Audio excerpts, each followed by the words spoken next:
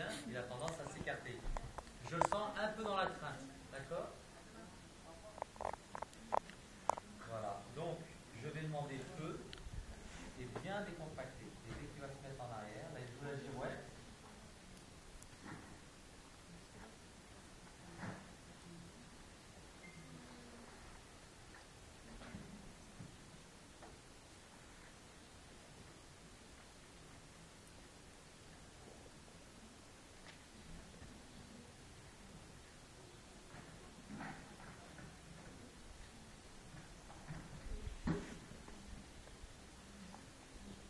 Alors ça, je laisse faire, sauf s'il me pousse, d'accord? Mais quand il me sent, je laisse faire, parce qu'il vient se rassurer.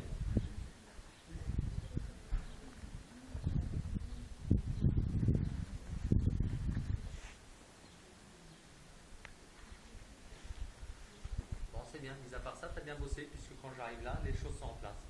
D'accord? Il y a un truc qui me dit que tu n'es pas assez décontracté, vous avez vu? Le cheval, je l'ai regardé comme ça, il a avancé. Je me remets comme ça, il recule.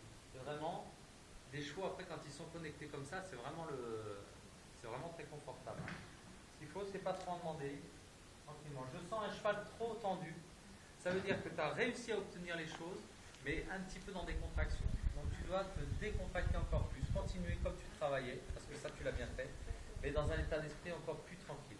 Ok? Vous trouvez qu'il est trop proche d'elle? Alors attention, hein. Vous avez vu, je ne vous ai jamais parlé de bulle et de distance de distance de sécurité. Moi, la distance avec mon cheval, c'est celle-là. Ok? Et là, par contre, s'il ne recule pas, je dois réagir. Mais ça m'intéresse. Par contre, ça, évidemment, alors quand il vous manque de respect, on va jusqu'au bout. Un manque de respect doit, par contre, demander au cheval de sortir du territoire. Quelle est la frontière entre le non-respect et bon, il est d'accord? Là, il a essayé de m'attraper le doigt. Même s'ils font juste avec les lèvres comme ça, vous ne devez pas laisser passer ça. Un cheval qui joue avec votre main, vous habite juste un tout petit peu comme ça, c'est un cheval qui vous pose une question. Est-ce que vous êtes fort? Si vous n'êtes pas fort, vous n'êtes pas protecteur. Vous ne servez à rien. D'accord? Si ce n'est de bloquer dans la fuite. Donc dès qu'il y a un cheval qui s'amuse un peu comme ça, ce qui change entre un cheval qui s'amuse avec ses lèvres et une morsure, c'est juste l'ambiance. S'il est dans le stress, il va vous mordre. Ok? Il veut que vous réagissiez, il veut que vous preniez votre place de protecteur. Donc j'avance doucement comme ça. Voilà. Et normalement, si le cheval est bien connecté, sous mon autorité, quand j'avance comme ça, il recule, sans que je surjoue. Là, je laisse faire, voilà, à nouveau.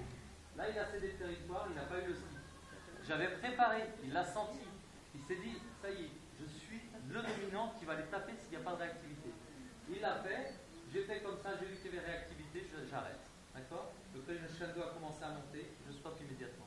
Ok? Je repars tranquillement. Comme on a un problème là, le cheval qui vient chercher, alors souvent c'est des chevaux qui ont eu des sucres ou des choses comme ça, ou qui sont dans le stress, et ça pour le coup c'est son problème, voilà, et j'amène ma main, d'accord? Et si il a encore, je remets, et ça dure pas longtemps en général, parce qu'il comprend que il n'y a pas d'intérêt. Donc il sait que je suis fort, mais aussi que je suis tranquille. Hein? D'enlever sa main sur un cheval qui vous mord, évidemment c'est pas la place du dominant. Ok?